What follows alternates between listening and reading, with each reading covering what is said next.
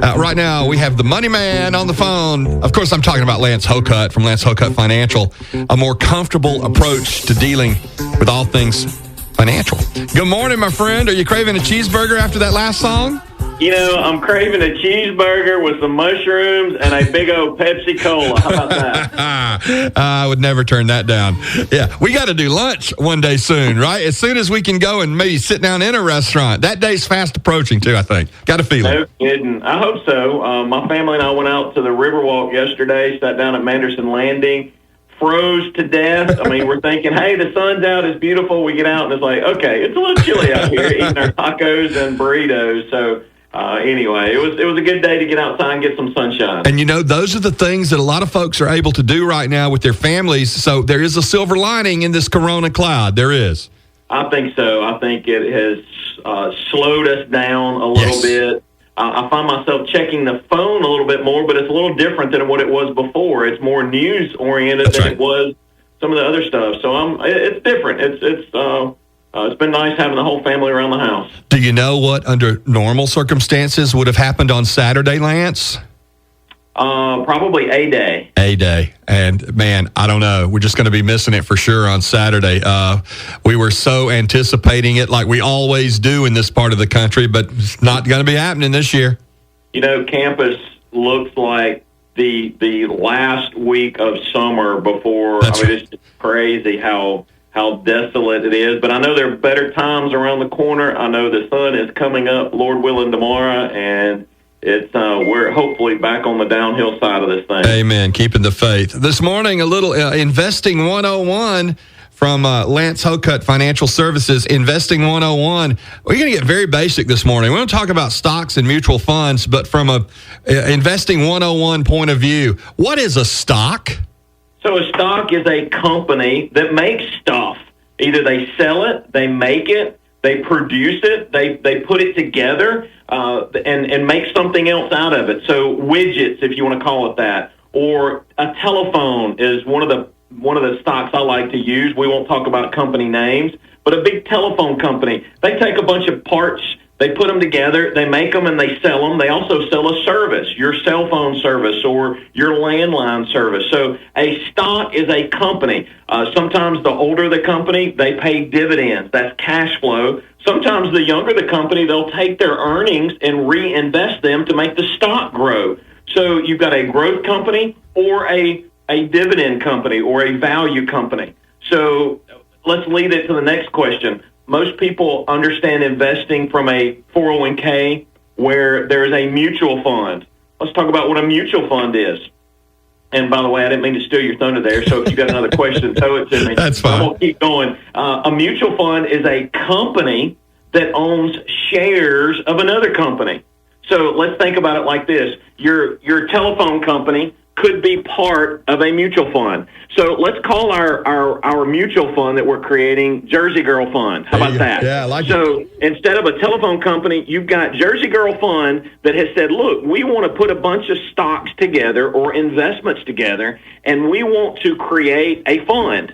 Well, Jersey Girl or whoever, Steve Shannon's managing that fund, and Steve says, well, I want to buy a telephone company. I want to put a shoemaker in there. I want to put an automotive company in there, a film company, and an oil company. So we've got all these different types of companies in there.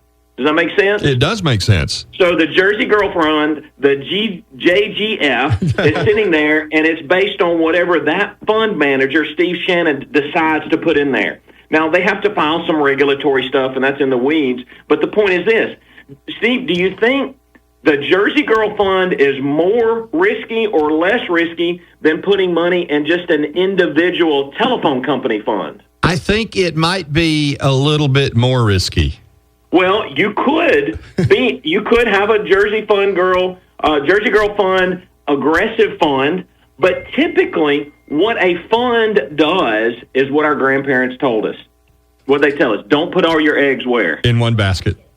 Don't put all your eggs in one basket. So if you buy the telephone company by itself, let's say you put $100 in that telephone company fund, or that telephone company. If that $100 goes away, or if that company goes out of business, what do you lose? Well, you lose everything. you essentially lose everything. You could become a creditor to that company over time. Mm-hmm. It's going to take you a long time to get your money, probably. That's right. So let's talk about a fund. A fund is more diversified. So if you put $100 in the JGF, and suddenly, and let's say that same telephone company is inside that fund, if it represents only 3% of your fund or your holding, in that same example, if they go bankrupt, what happens? You lose how much? Do you lose 100 or do you lose a little less? A little less. You lose a lot less. You lose 3%. That's right. And you may not even lose because some of the other companies, the oil company, the shoemaker, the automotive company, may actually overtake and do better. So you may have a company that goes bust, but you may have all these other ones that do really well. So in that example, you've got very narrow. You've invested in a telephone company, or you've invested in a whole group of companies that diversify your risk out there. Lance Hokut, if you had been my economics and finance professor at Alabama, I would have made better grades. That's what we're here to do, baby. I really would have. I love the way you bottom line it. It is a more comfortable approach. It really is. Listen, I'm going to ask you a question. I don't even know if legally you can do this on the radio. You have to let me know. If I were going to invest in a stock today, what should I buy? Can't do it. I didn't think you could. Here's what I would say. I would say you need to find out first what your resources are. Uh-huh. Okay, we're living in different times. Making sure you've got that cash reserve. You need to make sure first or second that you're taking advantage of every opportunity the company you work for, Town Square Media, has provided you, whether it's a 401k, whether it's a simple IRA, whatever retirement tools, because there are a lot of benefits there. Uncle Sam is encouraging them and you both to put money inside that retirement plan because they don't want to take care of you through Social Security in the future. Right. So they're trying to encourage us. So those first two pieces, then let's talk about individual investing based on your time frame, based on your risk tolerance, and based on your overall goal. Because if you've got a short-time goal, we probably don't need to be in the market. But if you've got a long-term goal, a 5, a 10, a 15, a 20-year goal, then by all means, let's talk about market investing. But other than that, those two basics, let's get our cash reserve, let's get our retirement that our company's providing us in check, and then let's talk about some investing based on your time, your risk, and your overall goals. Lance Hokut, if we're ready for investing really quick, is this, generally speaking, a good time to buy into the stock market? You know what? When my wife sees that flyer from the big store down at the mall that says things are on sale 30-40% off. Sure.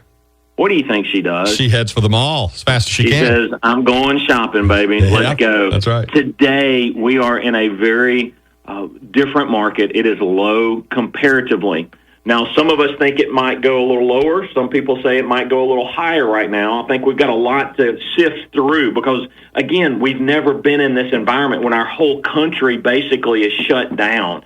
So we don't know how it's going to feel coming out of this thing, but I like investments right now. I like the stock market today. I like it at 18,000, a little bit better than it is at 23,000 on the Dow Jones. But having said that, it is relatively low from where we were the March, I think, 13th high that we saw. Right. Folks, if you like what you hear and you have questions and you want to prepare for your future, you want to know what to do with your money or what you should be doing, he's the man, Lance Hokut, Hokut Financial. Best way to reach you, Lance, remind everybody. LanceHokut.com. Our email is lance@LanceHokut. Hey, we are Lance Hokut Financial Group. We clear, since we talk securities today, we clear our securities through S.A. Stone Wealth Management, Inc. Thank you, folks. God bless you. We will see you tomorrow. The Money Man. That's LanceHokut.com. Lance@LanceHokut.com for his email. He's good, isn't he?